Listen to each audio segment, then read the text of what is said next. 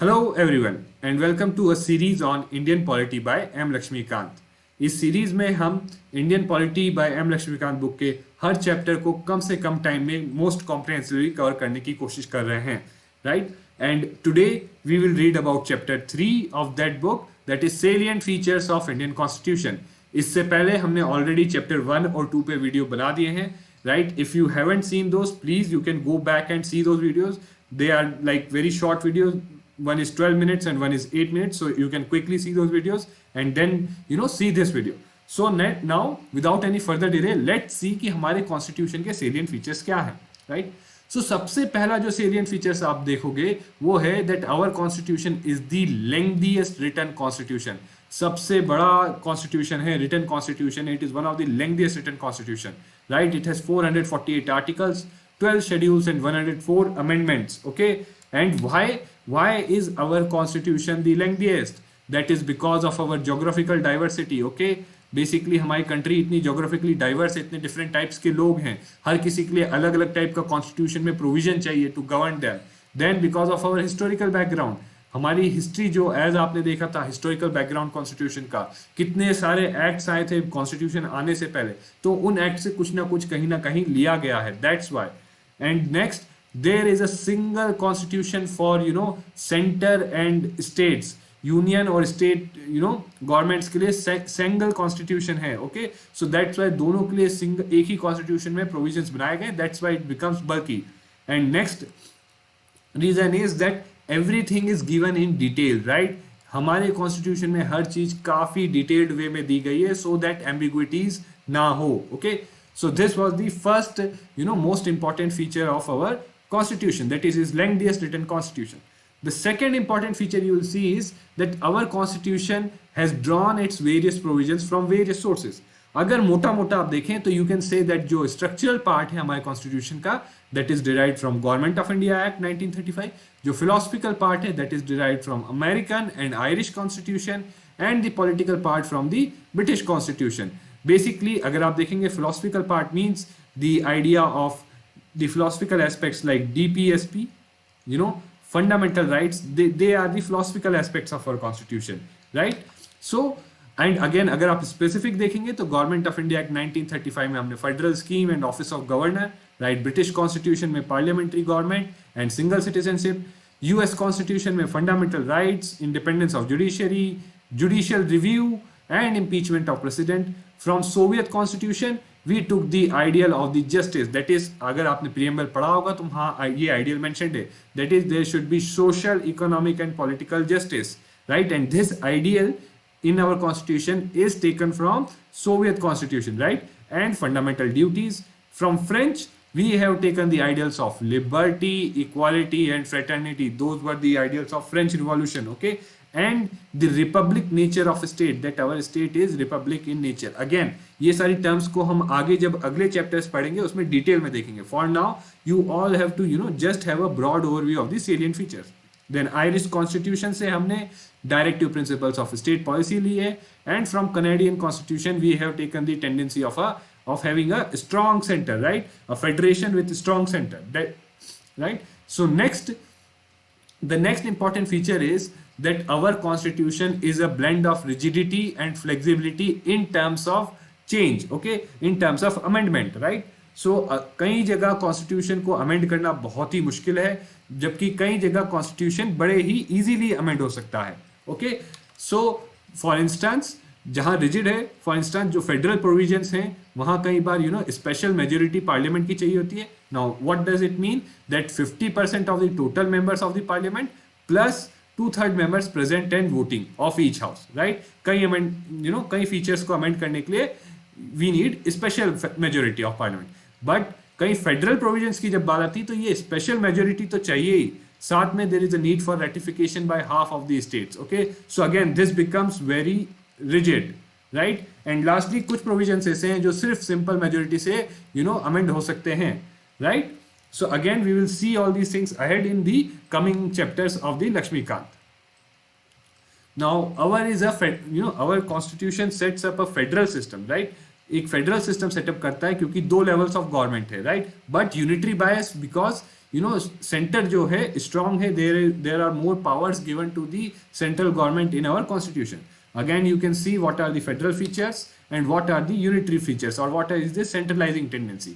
So federal features are two levels of the government, division of power, supremacy of constitution, rigidity of the constitution, independent judiciary, and bicameralism, right? And the unitary features which make the center strong are, strong center. There are areas where center can override the state governments. Then there is single constitution, there is single citizenship, there are emergency provisions, okay, and there is integrated judiciary, and there is all India services, okay. Next we have parliamentary form of government. So it basically means that our government is based on principle of cooperation and coordination between legislative and executive. Now this is distinct from presidential form. So presidential form of government में there is a watertight separation between executive and legislative, but here there is principle of cooperation and coordination between the two. And again कुछ features इसके होते हैं, nominal and real executive, right? That is, there is president is nominal and your prime minister is the real executive. Majority party, जिस party को majority मिली होती है वही उसी पार्टी की गवर्नमेंट बनती है, उसी पार्टी की सरकार बनती है. Collective responsibility, again अगर हाउस में कोई पार्टी गवर्नमेंट मेजोरिटी लूज कर देती है, so then the whole government sinks, okay. किसी इंडिविजुअल मिनिस्टर के अगेंस्ट नो कॉन्फिडेंस नहीं मोशन पास किया जाता, जबकि सारे पूरा यूनियन काउंसिल ऑफ मिनिस्टर्स के against no confidence motion pass किया जाता है. एंड देन मिनिस्टर्स जो हैं, हमारे जो मिनिस्टर्स होते हैं, they are members of legislature, okay. They are members of executive as well as legislature. Next important thing that you should know is that our constitution synthesizes between parliamentary sovereignty and judicial supremacy. So parliamentary sovereignty कहाँ देखने को मिलती है? UK में, जहाँ parliament क्या करता है, जहाँ where parliament can amend any part of the constitution, right? क्योंकि वहाँ रिटन कॉन्स्टिट्यूशन नहीं है, तो parliament can amend anything, any part of the constitution, and that too very easily by simple majority, right? And this can not be challenged in the courts. But and on the other hand judicial supremacy कहाँ दिखती है? Judicial supremacy दिखती है US में, okay. US में there is provision of judicial review based on due process of law, okay, due process of law. So again there is a very wide judicial review power in US, okay. So what our constitution does is, on one hand our constitution does not give parliamentary sovereignty, rather in our constitution is supreme. और अगर parliament amend करता है, कुछ ऐसा amendment लाता है या कुछ ऐसे laws लाता है which are going against the constitution, then using the power of judicial review the Supreme Court can strike them down. But again the judicial review power is not unlimited, because the power of judicial review in India is based on due procedure established by law. That is, parliament अगर एक proper एक law बनाता है और उसी procedure के according कोई चीज करता है, so it cannot be struck down. All right. And also one more thing, that parliament can amend major portion of the constitution, right? Parliament major portion of constitution को amend कर सकता है. The next thing that you should know about, salient feature of our constitution is that we have integrated and independent judiciary. Integrated means that there is a hierarchy of courts with Supreme Court on top. That is, there is Supreme Court, then there is High Court, then there are subordinate courts. Okay, subordinate courts में बहुत सारे पूरी hierarchy आ जाती है. District court, right? And below that district court there are then many other courts. Okay, so this is the hierarchy, right? And then again this is because they are in hierarchy, because Supreme Court has control over high courts and high courts have control over subordinate courts, so they are integrated. Plus you should also know both, this integrated system of court enforces both central and state law, right? So even high court can ensure कि कोई भी law का violation हुआ है तो high court में भी जा सकते हो आप, चाहे वो सेंटर का या स्टेट का law. बट अगर आपको इसको कॉन्ट्रास्ट करना तो यूएस में क्या होता है, यूएस में एक फेडरल कोर्ट है और एक हर स्टेट में उनका कोर्ट होता है. तो हर स्टेट में जो कोर्ट होता है वो बस स्टेट लॉ से डील करता है, ओके. और फेडरल कोर्ट सिर्फ फेडरल लॉ से डील करता है, right. Next, also you should know that supreme court is the highest court of appeal. And apart from that independence हमारे कॉन्स्टिट्यूशन में, बिकॉज सुप्रीम कोर्ट का इतना इंपॉर्टेंट रोल है, there are various provisions to ensure its independence. Some की provisions are security of tenure of जजेस, expenditure जो supreme court का आता है that is charge on consolidated fund, and there is no discussion of conduct of judges in the parliament, okay, until unless उनके removal का motion नहीं है, right. Now, fundamental rights are another important vital feature. Now, they promote the idea of political democracy. They are under Article 14 to 32. They are right to equality from 14 to 18, right to freedom from 19 to 22, right against exploitation from 23 to 24, right to freedom of religion 25 to 28, cultural and education rights 29 to 30, and right to constitutional remedies under Article 32. We will see all these articles in detail जब हम fundamental rights वाला chapter cover करेंगे. Okay. Next, we are a secular state. So what does secularism mean in India, right? So again, it does not uphold any particular religion. और अगर और detail में बताना हो, so Indian secularism जो है, it is different from Western secularism.